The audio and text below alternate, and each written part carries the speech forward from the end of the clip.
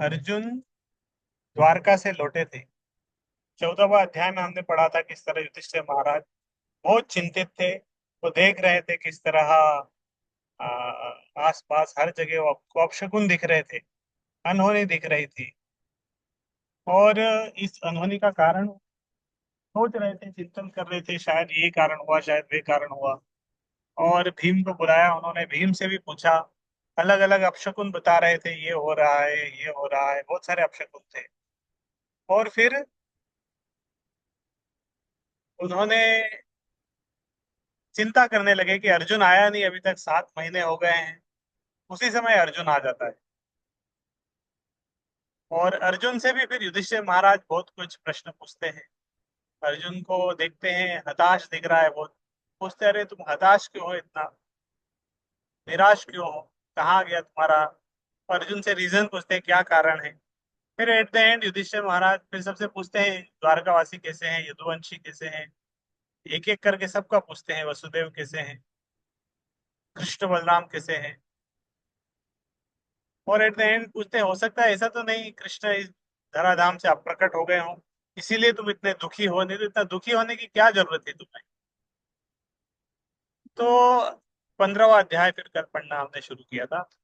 15 अध्याय के 10 श्लोक कल हमने पढ़े थे। शुरू के श्लोकों में हमने पढ़ा था किस तरह अ, किस तरह अर्जुन पहले तो अर्जुन पहले वो करते हैं, बहुत बोल नहीं पा रहे थे। लेकिन अभी युधिष्ठिर महाराज ने पूछा है, बोलना भी पड़ेगा। तो बहुत वियोग अनुभव कर रहे थे, सेपरेशन। और अर्जुन बोलने का प्रयास किए सेपरेशन के भाव में। और कुछ बचाने पर कृष्ण के साथ विरह का अनुभव करते हुए फिर उन्होंने बोलना शुरू किया। बताया इस तरह भगवान जो मेरे साथ में मेरे सखा रूप में थे हमेशा जीवन भर, इस तरह उन्होंने इतना वो था, लेकिन वो चले गए भगवान। तो भगवान अभी चले गए हैं। और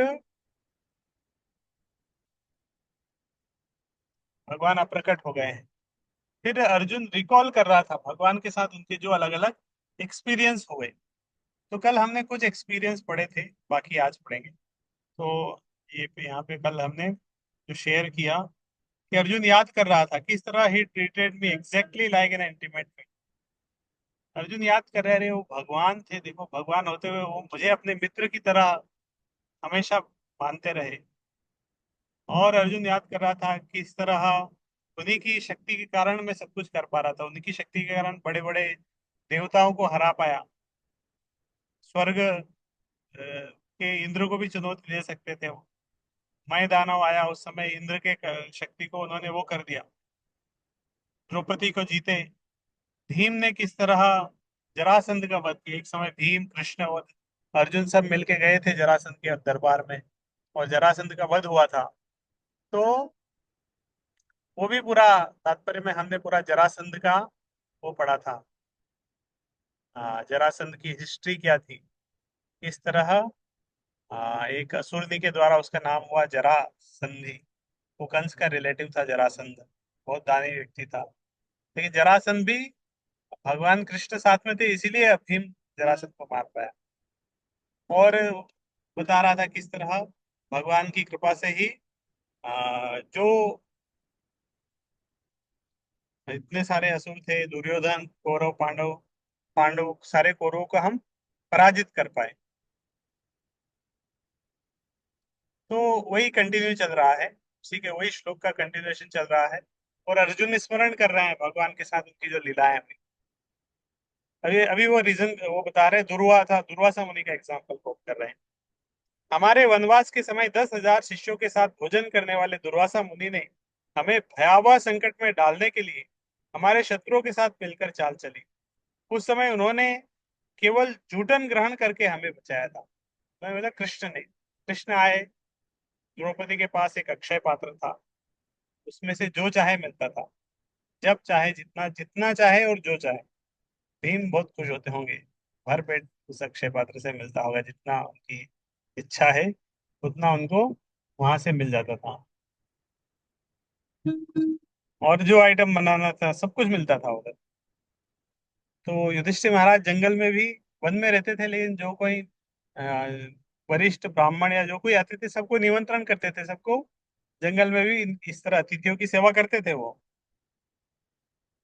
और एक बार दुर्वासा मुनि आए थे हस्तिनापुर में। दुर्योधन ने अच्छे से उनका सेवा किया। फिर दुर्योधन ने उनको बोला कि दुर्वासा मुनि जी, आप उधर जाइए, थोड़ा वन में जाइए, मेरे भाइयों से भी मिलिए, उनका उनको भी सेवा दीजिए, सेवा। तो दुर्वासा मुनि अपने 10,000 शिष्यों के साथ में वन में गए। युधिष्ठिर महाराज जैसे ही मिले, युधिष्ठिर महाराज बहुत खुश हुए, दुर्वासा मुनि आए तो निमंत्रण किया, बोले आइए आप हमारे यहाँ पे आतिथ्य स्वीकार करिए हमारी कुटिया में। तो फिर बोले ठीक है, हम आते हैं बस स्नान करके। और उसके बाद फिर से आए थे युधिष्ठिर महाराज, जब कुटिया में आए देखा कि उधर अक्षय पात्र दिन में एक ही बार उससे होता था। जब द्रौपदी भोजन ग्रहण कर लेती थी सबसे आखिरी में, उसके बाद वो उस दिन के लिए एक्सपायर हो जाता था, अगले दिन फिर उस अक्षय पात्र से कुछ मिलता था। तो वही याद कर रहे हैं कि वो भगवान को इस समय जब विकट परिस्थिति में आए थे उस समय उन्होंने भगवान का स्मरण किया। इस तरह उनके भोजन ग्रहण करने से नदी में स्नान करते मुनि मंडली ने अनुभव किया कि वे भोजन से पूर्ण रूप से संतुष्ट हो गई, और तीनों लोग भी संतुष्ट हो गए। दुर्वासा मुनि ये शक्तिशाली योगी ब्राह्मण थे जिन्होंने कठिन तपस्या तथा महान व्रतों के द्वारा धर्म के नियमों का पालन करने का संकल्प किया था। उनका नाम अनेक ऐतिहासिक घटनाओं के साथ जुड़ा हुआ है। ऐसा प्रतीत होता है कि उन्हें शिवजी की भांति सरलता से प्रसन्न किया जा सकता था और सरलता से रुष्ट किया जा सकता था। प्रसन्न होने पर वे सेवक का अपार शुभ कर सकते थे, और अप्रसन्न होने पर भारी विपदा उत्पत्ति कर सकते थे। कुमारी कुंती अपने पिता के घर सभी महान ब्राह्मणों की सेवा करती थी, और उनके ए जग जाओ।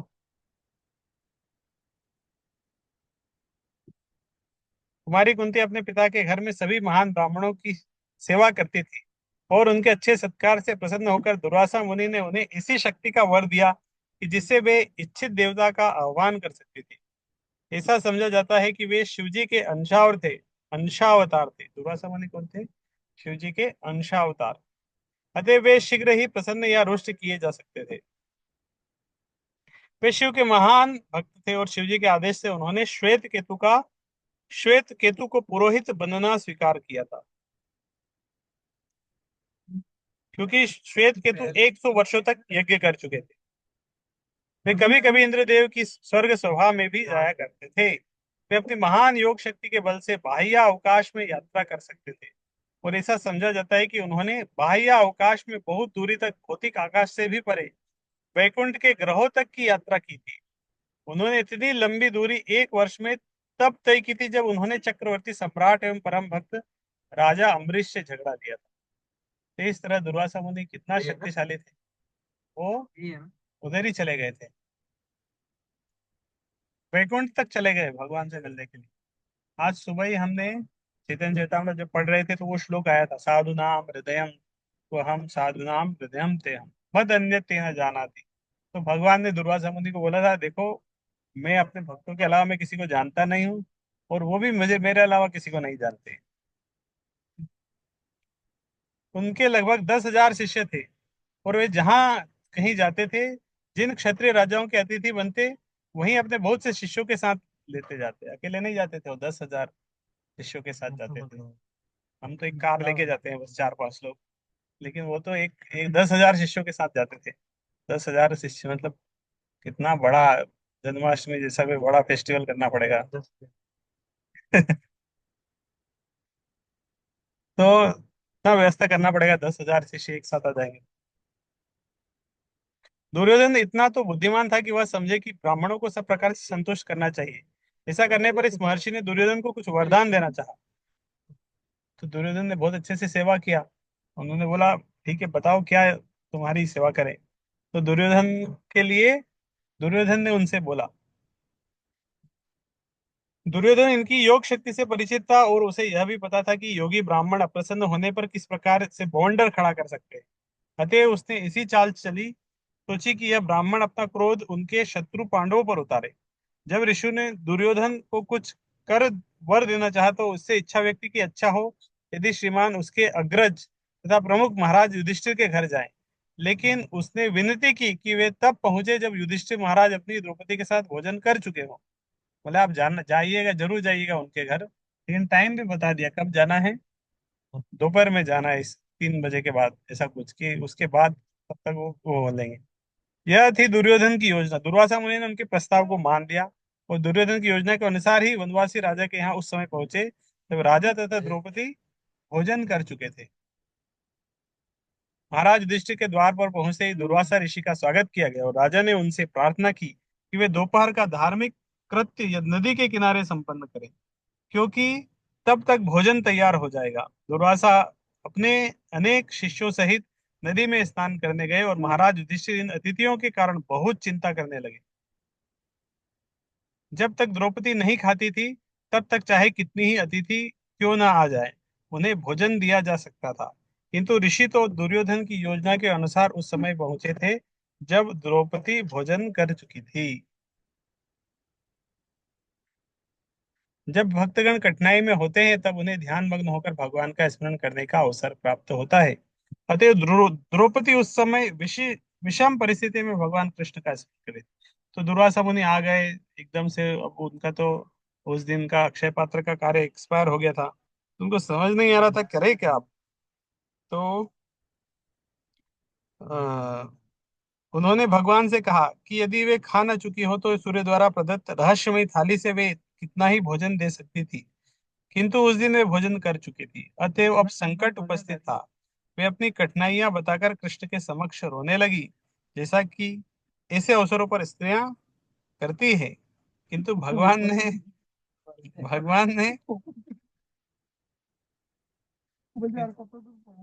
किंतु भगवान ने द्रौपदी से रसोई के पात्र लाने को कहा, जिससे वे देख सके कि उसमें कहीं भोजन का कोई कर्ण लगा तो नहीं रह गया।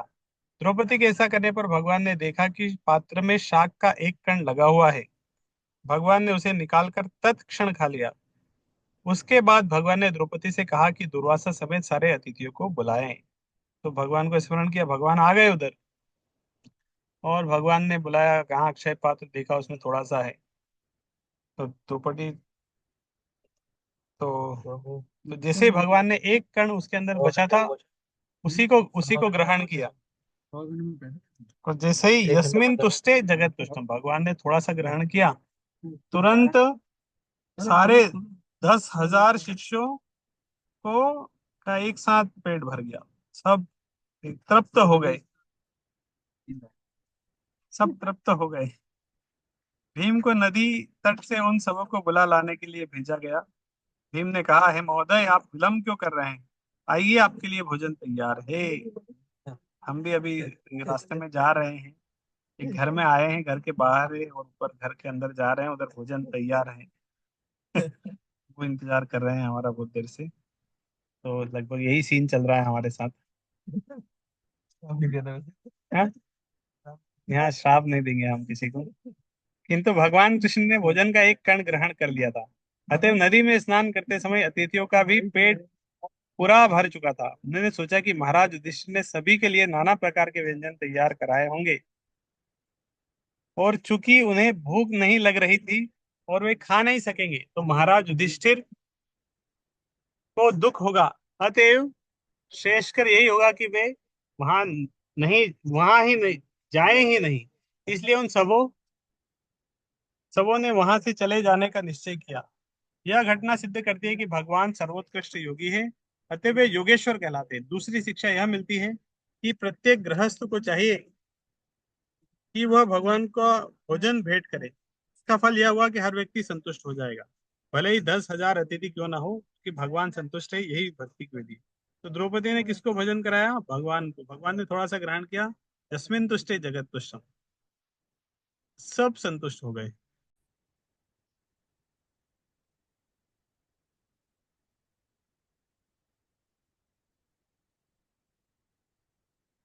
तो फिर से अर्जुन स्मरण कर रहे हैं कि भगवान के साथ उनका क्या लीला था। अभी थोड़ी देर पहले उन्होंने स्मरण किया था किस तरह दुर्वासा मुनि जब थे, आए थे, उस समय उन्होंने उनका उनकी सहायता करी थी। फिर से स्मरण करें, यही उन्हीं का प्रताप था कि मैं एक युद्ध में शिवजी तथा उनकी पत्नी पर्वतराज हिमालय की कन्या को आश्चर्यचकित करने में समर्थ हुआ। इस तरह वे मुझ पर प्रसन्न हुए और उन्होंने मुझे अपना निजी अस्त्र प्रदान किया। तो शिव जी के साथ भी अर्जुन ने युद्ध किया था, और युद्ध में बहुत अच्छा उसमें वो किया था। अच्छा, शिव जी और अर्जुन के साथ एक हारे नहीं थे अर्जुन उसमें। शिव जी बहुत प्रसन्न हुए थे अर्जुन इस तरह युद्ध किया था। अन्य देवताओं ने भी मुझे अपने अपने अस्त्र भेंट की। तो शिव जी ने अस्त्र दिया, अलग अलग देवताओं ने उसके। इसके थ्रू मैं इसी वर्तमान शरीर से स्वर्ग लोक पहुंच सका, जहां मुझे आधे ऊंचे आसन पर बैठने दिया गया। तो अर्जुन स्मरण कर रहा है किस तरह भगवान जब थे तो किस तरह उसको पोस्ट पोजीशन था, किस तरह सब लोग उसको सहायता करते थे, कितना ऐश्वर्य था उसके अंदर। पूर्ण पुरुषोत्तम भगवान श्री कृष्ण के अनुग्रह से शिवजी समेत सारे देवता अर्जुन से प्रसन्न थे। भाव यह है कि जिस किसी पर शिवजी की या किसी अन्य देवता की कृपा होती है, उस पर भगवान श्री कृष्ण की भी कृपा हो, ऐसा आवश्यक नहीं है। रावण निश्चित रूप से शिवजी का महान भक्त था, किंतु वह भगवान रामचंद्र के क्रोध से नहीं बच पाया। और पुराणों में ऐसी अनेक घटनाएं भरी पड़ी हैं, किंतु यहाँ पर एक ऐसा उदाहरण मिलता है जिसमें शिव जी अर्जुन से युद्ध करके भी प्रसन्न होते हैं। परमेश्वर के भक्त जानते हैं कि देवताओं का सम्मान किस तरह किया जाए, किंतु देवताओं के भक्त कभी कभी मूर्खतावश ऐसा सोचते हैं कि भगवान देवताओं से बड़े नहीं हैं। ऐसी धारणाओं से मनुष्य अपराधी बन जाता है, और उसका अंत वैसा ही होता है जैसा रावण तथा अन्यों का हुआ। भगवान श्री कृष्ण के साथ साख्य भाव में संपन्न कार्यों का अर्जुन द्वारा किया गया उल्लेख उन सभी के लिए शिक्षाप्रद है, जो इस शिक्षा से आश्वस्त है कि एकमात्र भगवान श्री कृष्ण को प्रसन्न करके अन्य सारे वर प्राप्त किए जा सकते हैं, किंतु देवताओं के भक्तों या पूजकों को केवल आंशिक लाभ होगा, जो खुद देवताओं की ही भांति विनाशशील होगा। तो कृष्ण के भक्त सभी सभी देवताओं के भी भक्त होते हैं। और जरूरी नहीं जो देवताओं के भक्त हैं वो कृष्ण के भक्त हो। कृष्ण के जो देवताओं के भक्त हैं कुछ आंशिक लाभ के लिए उनके पास जाते हैं, इस तरह उनकी उपासना करते हैं। इस श्लोक की दूसरी महत्ता यह है कि भगवान कृष्ण की, हरे कृष्ण, इस श्लोक की दूसरी महत्ता यह है कि भगवान कृष्ण की कृपा से अर्जुन इसी शरीर से स्वर्ग लोक पहुंच सके, जहां स्वर्ग के देवता इंद्रदेव ने अर्ध ऊंचे सिंहासन पर अपने साथ बिठाकर उन्हें सम्मानित किया। कोई मनुष्य पुण्य कर्मों से स्वर्ग लोक पहुंच सकता है, जैसा कि सकाम कर्मों की श्रेणी में शास्त्रों का अभिमत है। जैसा कि भगवत गीता में कहा गया है, अब ऐसे पुण्य कर्मों का फल क्षीण हो जाता है, तब भोक्ता को पुनः पृथ्वीलोक पर ला गिराया जाता है। चंद्रमा भी स्वर्गीय ग्रहों के समान स्तर पर है, और जिन लोगों ने यज्ञ संपन्न करके, दान देकर तथा कठोर तपस्या करके पुण्य अर्जित किया है, उन्हें शरीर की आयु पूरी होने के बाद स्वर्ग लोक में प्रविष्ट होने दिया जाएगा। अर्जुन को उसी शरीर में स्वर्ग में प्रविष्ट होने दिया गया जो केवल भगवत कृपा का प्रसाद था, अन्यथा ऐसा होना संभव नहीं है। आधुनिक विज्ञानियों द्वारा स्वर्ग लोक में प्रवेश करने के सारे प्रयास व्यर्थ सिद्ध होंगे, क्योंकि ऐसे विज्ञानी अर्जुन के समान स्तर पर नहीं है, वे तो सामान्य पुरुष है। तो स्वर्ग में हर कोई नहीं जा सकता। स्वर्ग जाने के लिए विशेष योग्यता चाहिए, विशेष अ, वो चाहिए जो अर्जुन का उस समय था। अर्जुन चले गए थे शरीर। आधुनिक विज्ञानों द्वारा स्वर्ग में प्रवेश करने के सारे प्रयास व्यर्थ सिद्ध होंगे, क्योंकि ऐसे विज्ञानी अर्जुन के समान स्तर पर नहीं। तभी अगर वैज्ञानिक लोग प्रयास करें, चलो हम भी जाते हैं, स्वर्ग जाने का प्रयास करते हैं, विमान बनाएंगे, तो सारे प्रयास व्यर्थ होंगे। यहाँ तक कि चंद्रमा भी स्वर्ग की श्रेणी में आता है। चंद्रमा पर देवता लोग आते हैं बहुत बार, और उधर उनका उनका विशेष सोम रस वगैरह उधर मिलता है, उनको सोम रस का पान करने के लिए जाते हैं उधर।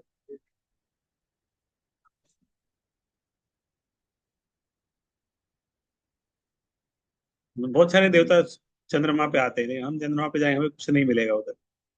यह भौतिक शरीर प्रकृति के तीन गुण सतोगुण रजोगुण तमोगुण से प्रभावित होता रहता है। आधुनिक राजा न्यूनाधिक रूप से रजोगुण तथा तमोगुण से प्रभावित थे, और इस प्रभाव के लक्षण उनके अत्यंत कामुक तथा लोभी होने से प्रकट होते हैं। जैसे पतित लोग मुश्किल से स्वर्गलोक पहुंच सकते हैं। स्वर्गलोक के ऊपर भी अन्य अनेक लोक भी हैं जहाँ केवल सतोगुणी जीव ही पहुंच सकता है।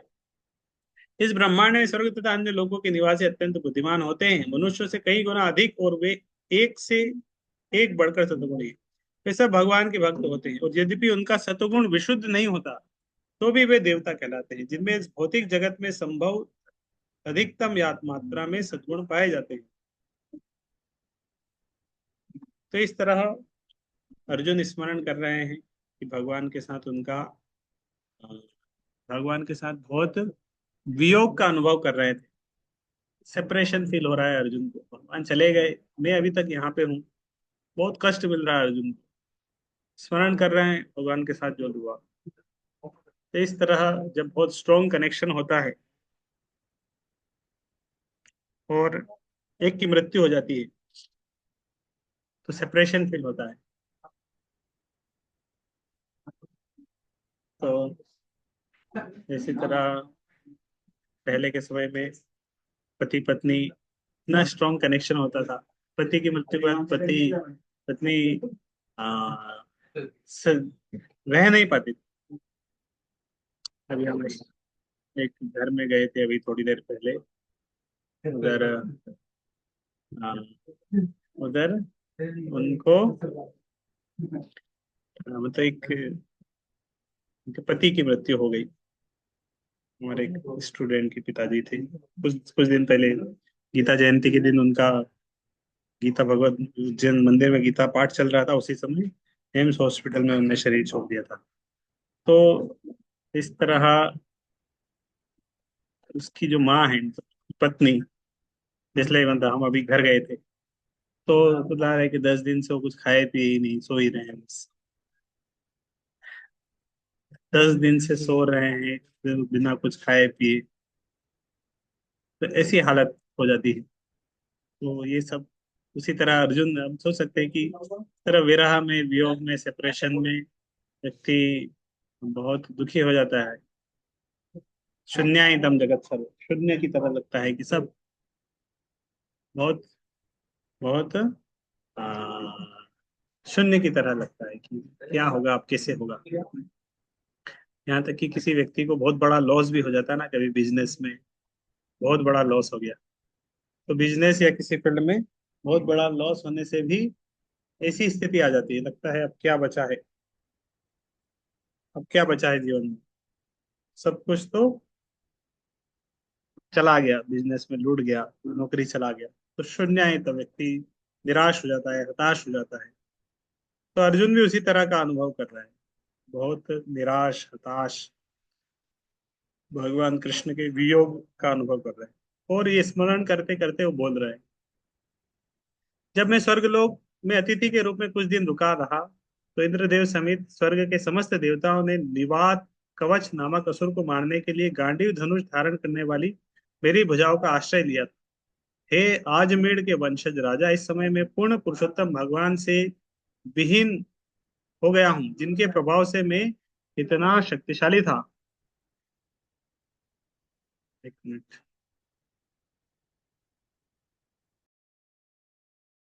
हरे कृष्ण। तो अर्जुन बोले, जब मैं स्वर्गलोक के अतिथि के रूप में कुछ दिन रुका रहा तो इंद्र देव समेत स्वर्ग के समस्त देवताओं ने निवात कवच नामक असुर को मारने के लिए गांडीव धनुष धारण करने वाली मेरी भुजाओं का आश्रय दिया था। हे आजमेर के वंशज राजा, इस समय मैं पूर्ण पुरुषोत्तम भगवान से विहीन हो गया हूँ। तो अर्जुन किसको बोल रहे हैं? युधिष्ठिर महाराज को बोल रहे हैं कि आजमेर के वंशज राजा, जिनके प्रभाव से मैं इतने शक्तिशाली, जिसके प्रभाव से इतने शक्ति थी, वो भगवान चले गए, अभी शक्ति खत्म हो गई। और जब शक्ति रहती है बहुत कुछ रहता है, शक्ति चली जाती है एक बार। जब मैं छोटा था तो एक कार्टून देखता था, कार्टून तो भूल गया मैं, लेकिन कार्टून में बहुत सारे कार्टून, उस कार्टून में वो कुछ जूस पी लेते थे, गमी बेरी जूस, इस तरह उसका कुछ नाम रहता। तो जब जूस पी लेते थे तो उनको बहुत शक्ति आ जाती थी, 2-5 मिनट के लिए। बहुत शक्ति आती थी, बड़े बड़े। तो छोटे छोटे, मतलब इस तरह कुछ कार्टून्स थे, वो उस जंगल में रहते थे। जब भी कोई असुर आ गया, कोई उनको अटैक करता था, तो बचने के लिए वो क्या करते थे, वो जूस पी लेते थे। जैसे ही जूस पीते थे, बहुत शक्ति आ जाती थी, हर किसी से लड़ झगड़ के मार के 5 मिनट में जैसे उस जूस का पावर खत्म हो, उससे पहले वो वापस अपने घर में आ जाते थे। क्योंकि उसका पावर कुछ समय बाद खत्म हो जाता था, वो सारी शक्ति भी चली जाती थी। वो फिर से जूस पिए के, ऐसा नहीं फिर से जूस पिएंगे तो फिर से, एक दिन में एक बार काम आता था, ऐसा कुछ जूस था वो। इसी तरह भगवान जब साथ में थे, तो अर्जुन के पास शक्ति थी। भगवान चले गए तो शक्ति भी चली गई, तो शक्ति से क्षीण अपने आप को अनुभव कर रहे हैं। स्वर्गलोक के देवता निश्चय ही अधिक बुद्धिमान, शक्तिमान तथा सुंदर होते थे, तो भी उन्हें अर्जुन से उनके गांडीव धनुष के कारण सहायता लेनी पड़ी, क्योंकि गांडीव धनुष भगवान श्री कृष्ण की कृपा से शक्ति संपन्न था। भगवान सर्वशक्तिमान है और उनकी कृपा से शुद्ध भक्त उनकी इच्छा के अनुसार शक्तिमान हो सकता है, जिसकी कोई सीमा नहीं होती। किंतु जब भगवान किसी से अपनी शक्ति वापस ले लेते हैं, तो वह भगवान की इच्छा से शक्ति विहीन हो जाता है। तो भगवान की इच्छा से शक्ति आती है, शक्ति वापस भी ले लेते हो। कौरवों की सैन्य शक्ति उस समुद्र की तरह थी, जिससे अनेक अजेय प्राणी रहते थे। फलतः वह दुर्लभ्य थी, किंतु उनकी मित्रता के कारण मैं रथ पर आरूढ़ होकर उसे पार कर सका। तो कौरवों की कितनी विशाल सेना थी, लेकिन कृष्ण साथ में थे, और मैं, और हमारे साथ में रथ के ऊपर थे, इसीलिए मैं उस सेना को भी पार कर गया। यह उन्हीं की कृपा थी कि मैं गौवों के पास को वापस ला सका और बलपूर्वक राजाओं के तमाम मुकुट एकत्र कर सका। तो विराट की सभा में जब भगवान अर्जुन थे, तो उस समय कौरवों ने अटैक कर दिया था उनकी गौशाला के ऊपर। तो कृष्ण उस समय, अर्जुन अकेले थे। विराट का जो पुत्र है वो चला गया था, बोले मैं युद्ध करूंगा। अर्जुन उसका सारथी बन के गया था। उस समय वो बृहन्नला का रोल कर रहे थे। तो वो विशाल सेना देख के ही वो बेहोश हो गया। अर्जुन ने बोला ठीक है, मैं लड़ता हूँ, तुम रथ चलाओ। तो अर्जुन ने अकेले युद्ध किया, पूरी कौरव सेना को परास्त किया, और सारे राजाओं के मुकुट एकत्र करके और वापस लेके आ गए थे। पराजय की सूरत में राजा विराट के यहाँ लेके आए। कौरवों के पक्ष में भीष्म, द्रोण, कृप तथा कर्ण जैसे बड़े बड़े सेना नायक थे, और उनकी सैन्य शक्ति विशाल समुद्र की तरह दुर्लंघ्य थी। फिर भी यह श्री कृष्ण की ही कृपा थी कि अर्जुन ने अकेले ही रथ पर बैठकर उन सबों को एक एक करके सरलता से समाप्त कर दिया। दूसरे पक्ष के सेनापतियों में अनेक परिवर्तन हुए, किंतु पांडवों की ओर से श्री कृष्ण द्वारा चलित रथ पर आरूढ़ अर्जुन के अकेले इस महायुद्ध का भार संभाले रहे। इसी प्रकार जब पांडव विराट के महल में अज्ञातवास कर रहे थे, तो कौरवों ने राजा विराट से झगड़ा मोल ले लिया और उनकी बड़ी तादाद में गौवे हर ली। जब वे गौवे ले जा रहे थे, तो अर्जुन ने उनसे अज्ञात वेश में युद्ध किया और गायों के साथ बलपूर्वक लूटी गई संपत्ति तथा राज मुकुटों में लगे रत्नों को भी उनसे छीन लिया। अर्जुन स्मरण करने लगे कि यह सब भगवान कृष्ण की ही कृपा से संभव हो सका। फिर से अर्जुन स्मरण कर रहे हैं, एकमात्र वे ही थे जिन्होंने सभी की आयु छीन ली थी, जिन्होंने युद्ध भूमि में भीष्म, कर्ण, द्रोण, शल्य इत्यादि कौरवों द्वारा निर्मित सैन्य व्यूह की इस कल्पना तथा उत्साह को हर लिया था। उन सब की योजना अत्यंत पटु थी और आवश्यकता से अधिक थी, लेकिन उन्होंने आगे बढ़कर यह सब कर दिखाया। तो भगवान ने सबकी आयु छीन कर ली थी, सबका आयु कम कर दिया। भगवान श्री कृष्ण घट घट व्यापी अपने परमात्मा अंश से सभी के हृदय में विस्तार करते हैं, और इस तरह स्मृति, विस्मृति, ज्ञान, बुद्धिहीनता तथा मनोवैज्ञानिक कार्यकलापों में सभी का निर्देशन करते हैं। 15वें अध्याय का 15 नंबर श्लोक है। परमेश्वर होने के नाते वे जीव को की आयु को घटा और बढ़ा सकते हैं। इस तरह भगवान ने अपनी योजना के अनुसार कुरुक्षेत्र युद्ध का संचालन किया। वे युद्ध को इसलिए कराना चाह रहे थे, जिससे वे युधिष्ठिर को इस लोक का सम्राट बना सके। इस दिव्य कार्य को सुगम बनाने के लिए उन्होंने अपनी परम शक्तिमान इच्छा से विरोधी पक्ष के उन सभी लोगों को मार डाला। विरोधी पक्ष में भीष्म, द्रोण तथा शल्य जैसे महान सेनापति थे। अतएव उस युद्ध में यदि भगवान ने सब प्रकार की युक्तियों से सहायता न की होती, तो अर्जुन का जीतना असंभव था। तो देखते महाभारत युद्ध में कितनी बार बार भगवान कृष्ण सहायता कर रहे थे पांडवों की। तो जयद्रथ को मारने के लिए कितना वो किया, सुदर्शन से भगवान ने उसको हरा। और फिर अलग अलग बड़े बड़े योद्धा, भीष्म, द्रोण और कर्ण, भगवान कृष्ण की सहायता से ही ये सब परास्त हुए, नहीं तो हो नहीं पाते। सामान्यतः ऐसी युक्तियां आधुनिक राजनीति में भी सभी नीतिज्ञों द्वारा अपनाई जाती है, लेकिन यह सब भौतिक शक्तिशाली गुप्तचरी, सैन्य निपुणता तथा राजनीतिक दाव पेच द्वारा संपन्न की जाती है। क्योंकि अर्जुन भगवान के प्रिय भक्त थे, अतएव भगवान ने स्वयं यह सब किया। अर्जुन को इसकी चिंता नहीं करनी पड़ी। भगवान की भक्ति में सेवा की विधि ऐसी होती है। तो अर्जुन चिंता नहीं करते थे, भगवान चिंता करते थे अर्जुन के बारे में, पांडवों के बारे में, क्या होगा अब क्या होगा। भीष्म पितामह ने एक बार प्रतिज्ञा ले ली थी, 5 पांडव, मैं बोले ये 5 बाण कल में के युद्ध में इन 5 पांडव से मैं 5 पांडवों को वध कर दूं। भगवान को चिंता हो गई, 5 पांडव को वो 5 बाण उन्होंने वापस मंगवाए।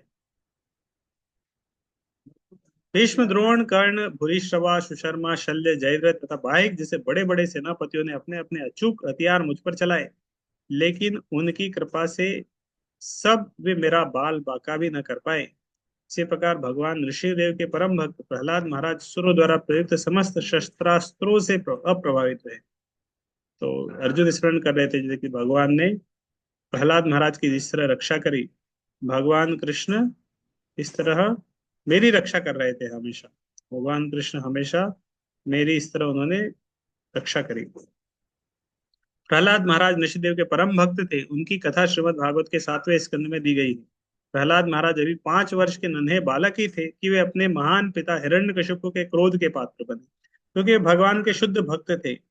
असुर पिता ने अपने भक्त पुत्र को प्रहलाद को मारने के लिए सभी हथियारों को आजमाया, लेकिन भगवान की कृपा से वे अपने पिता की सभी घातक कार्यवाहियों से बचते रह गए।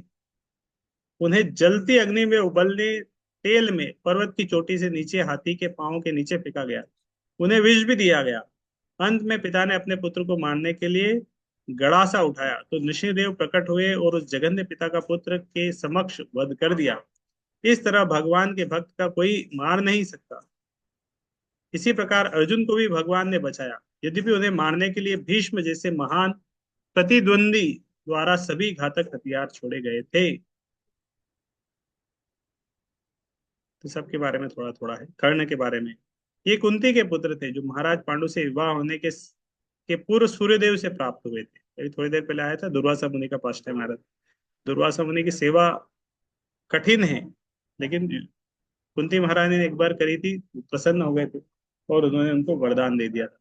कर्ण का जन्म हाथ के कड़े तथा कान के कुंडल सहित हुआ था, जो दुर्दम वीर के असामान्य लक्षण थे।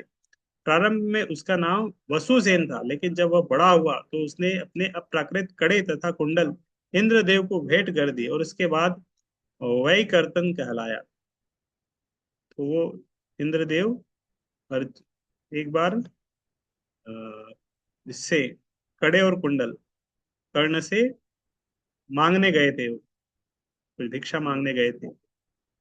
और भिक्षा में क्या मांगे, कर्ण दानवीर था, बोले जो मांगेंगे देंगे। तो इंद्रदेव ने बोला कि आपके कवच और कुंडल दे दीजिए, क्योंकि ये कवच और कुंडल, कुंडल अभेद्य था और कुंडल को अगर कोई भेद करता तो उसकी मृत्यु भी हो जाती थी। तो ये वास्तव में कर्ण का पूरा पास टाइम है। कर्ण पिछले पिछले जन्म में कर्ण एक असुर थे, उनका नाम था सहस्त्र बाहु कवच। 1000 कवच थे और 1000 कवच का असुर था, उनका नाम था सहस्त्र बाहु। और नर नारायण ऋषि का उसके साथ युद्ध हुआ था और सहस्त्र 1000 कवच थे उसके। और उसको वरदान था कि अगर एक कोई उससे युद्ध करेगा, एक कवच भी उसका तोड़ देगा, जो उसका एक कवच तोड़ेगा उसकी मृत्यु हो जाती थी। तो नर नारायण ऋषि एक साथ उसके साथ युद्ध किए। नर तपस्या करते थे, नारायण उससे युद्ध करते थे, उसका एक कवच तोड़ देते थे, नारायण की मृत्यु हो जाती। फिर नर तपस्या करते थे, अपनी तपस्या के फल से नारायण को फिर से पुनर्जीवित करते थे, फिर वो तपस्या करते थे, फिर वो युद्ध करते थे। इस तरह 999 अस्त्र उसके तोड़ दिए थे। फिर एक आखिरी बचा था, तो उसने सूर्यदेव का आश्रय ले लिया था बचने के लिए। सूर्यदेव ने उधर इधर भेज दिया उसको। तो इन कर्ण का जन्म कवच के साथ ही उसका जन्म हुआ। हमारी कुंती ने जन्म देने के बाद उसे गंगा नदी में फेंक दिया था। बाद में अधिरथ ने उसे उठा लिया और उसने तथा उसकी पत्नी राधा ने उसे अपनी संतान की तरह पाला पोसा। कर्ण अत्यंत दानी था, विशेषतः ब्राह्मणों के प्रति। ब्राह्मणों को दान देते समय वो अपना सर्वस्व देने को प्रस्तुत रहता था।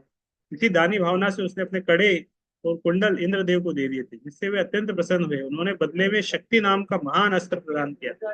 उसकी द्रोणाचार्य के शिष्य के रूप में भर्ती हुई, और प्रारंभ में ही उसमें था अर्जुन में स्पर्धा चलती थी। अर्जुन ने अर्जुन से उसकी स्पर्धा, निरंतर स्पर्धा देखकर ही दुर्योधन ने उसे अपना संगी बना लिया था, और क्रमशः उनमें प्रगाढ़ मैत्री हो गई। तो ये एक ही गुरुकुल में थे सब। और दुर्योधन और कर्ण कर्ण और अर्जुन दोनों लगभग एक ही टक्कर वाले थे। तो इसीलिए दुर्योधन ने उससे मित्रता कर ली थी। वो द्रौपदी के स्वयंवर में भी उपस्थित था, और जब उस सभा में अपने प्रतिभा का प्रदर्शन करना चाहा, तो द्रौपदी के भाई ने घोषणा की कि कर्ण उसकी प्रतियोगिता में भाग नहीं ले सकता, क्योंकि वह शूद्र बढ़ई का पुत्र था।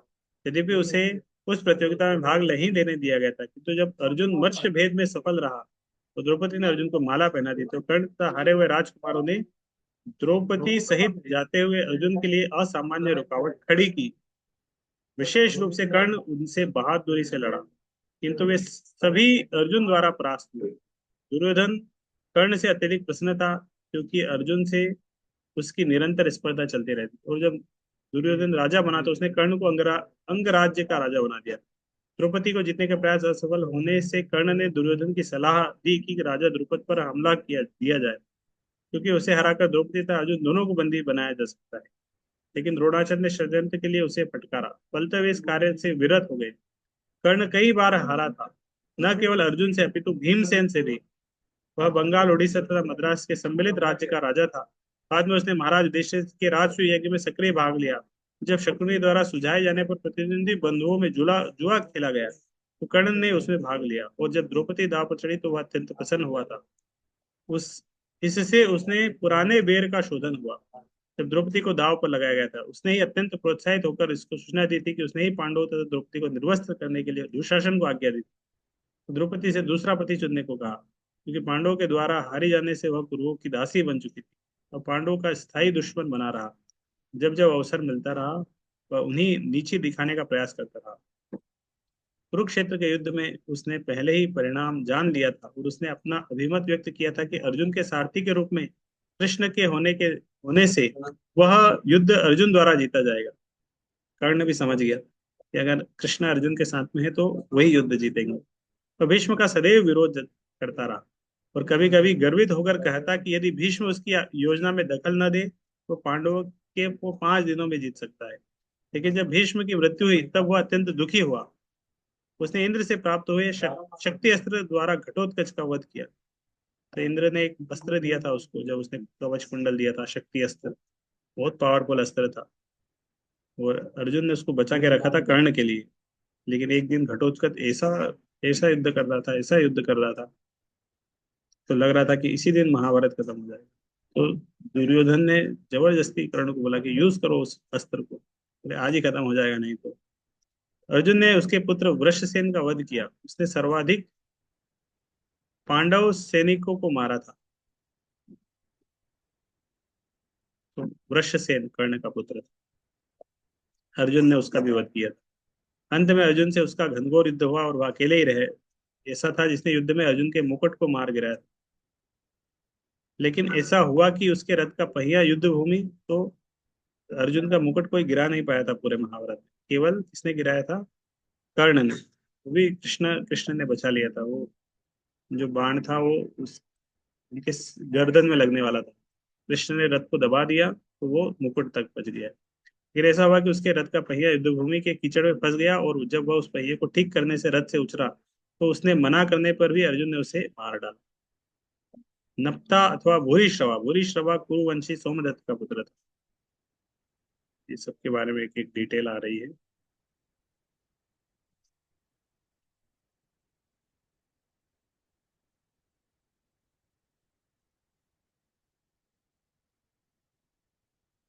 तो ठीक है, यहीं रखते हैं। अभी हम थोड़ा सा कीर्तन करेंगे इधर कार्यक्रम में, उसके बाद हरे कृष्ण। हरे कृष्ण।